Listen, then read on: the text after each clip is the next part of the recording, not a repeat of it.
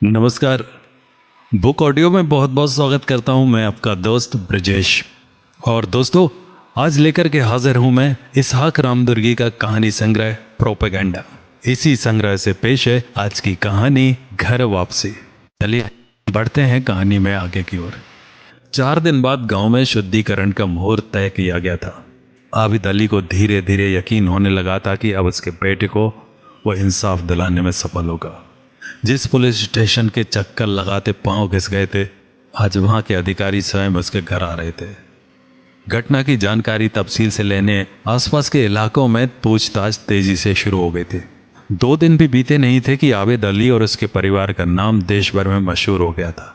अखबार और समाचार चैनलों में आबिद अली ब्रेकिंग न्यूज बना हुआ था।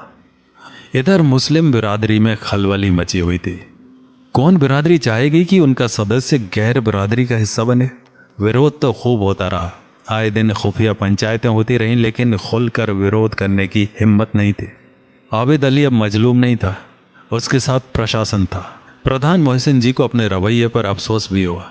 जब आबिद अली मदद की गुहार लगा रहा था, तब उन्होंने हाथ पीछे खींच लिए थे। वे कर भी क्या सकते थे। करने की कोशिश भी होती तो अपना सर ओखली में रखने जैसा होता। लेकिन यह किसी ने नहीं सोचा था कि आबिद अली आगे चलकर इतना बड़ा कदम उठाने वाला है। बात अगर गली मोहल्ले तक सीमित होती तो उतना फर्क नहीं पड़ता।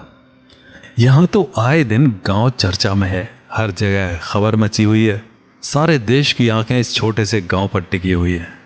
पड़ोसी गांव के मुखिया, इमाम बार बार फोन कर रहे हैं।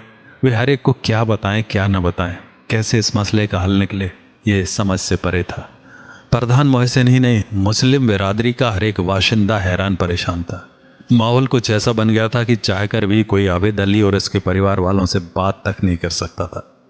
गांव में आए दिन मीडिया कर्मचारी स्टोरी कवर करने में लगे हुए थे।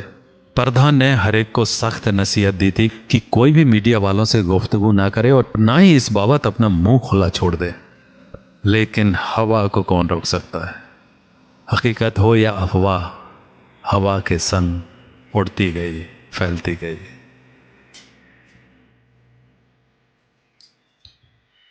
उस घटना को हुए 2 हफ्ते बीत गए थे।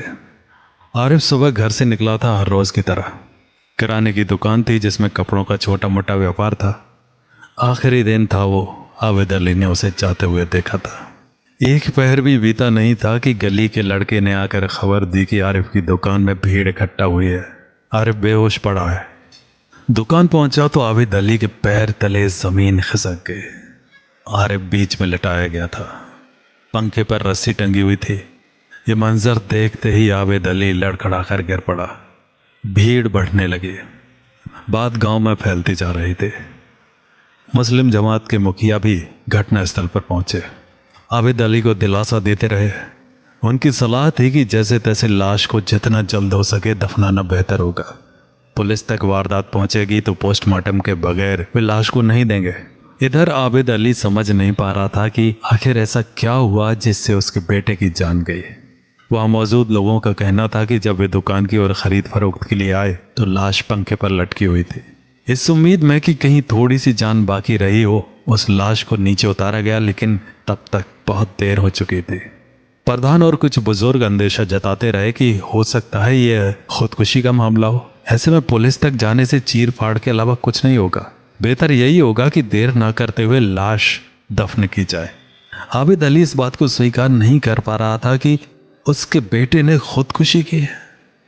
रोते रोते वो कहने लगा, मोहसिन भाई, पहले ये तो पता चले कि वो कौन जालिम है जिसने मेरे मासूम बेटे को मार डाला। ऐसा नहीं कर सकता मेरा आरिफ, ये किसी बदबख्त ने किया है। प्रधान ने कोर्ट कचहरी की पेचीदगी से आगाह करते हुए कहा, देखो मियाँ, पुलिस कचहरी का मामला बड़ा संगीन होता है। इस उम्र में कहाँ चक्कर लगाते घूमोगे भला। और वे लोग तो पहले पोस्टमार्टम करेंगे, फिर तहकीक 2 सालों चलेगी। आरिफ मेरे बेटे जैसा था, हमें भी इसका दुख है। बात खून खराबे की होती तो हम ही सबसे पहले पुलिस तक जाने की सलाह देते। प्रधान की नसीहत में समाज के अन्य लोगों ने भी सहमति जता दी। आबिद अली के पास अब कोई दूसरा रास्ता नहीं बचा था।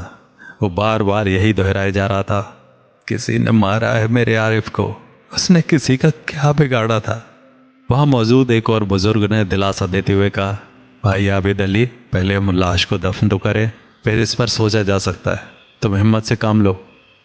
जैसे तैसे लाश जल्दबाजी में दफन की गई। आबिद अली करे भी तो क्या, समाज से परे जिया भी तो नहीं जा सकता। गांव छोटा हो या बड़ा, कोई बात दबाए नहीं दबती। और ये तो मृत्यु की घटना थी। पुलिस कचहरी पहुंचते देर नहीं लगी। कब्रिस्तान से लौटे ही थे कि पुलिस की जीप घर पर आबिद अली का इंतजार कर रही थी। मैयत उठते वक्त जो रोदन, चीखें, दुआइयाँ वो छोड़ कर गया था, वे सारी एक ऐसी चुप्पी में दब गई थी जो आगे चलकर किसी बड़े बवंडर में तब्दील होने वाली थी। उस बाप पर क्या बीती होगी जिसके कंधों ने अपने बेटे का जनाजा ढोया हो। बुढ़ापे की बस यही इल्तिजा होती है कि अपने पराये जिनसे भी शिकवे गिले हैं वे दूर हों।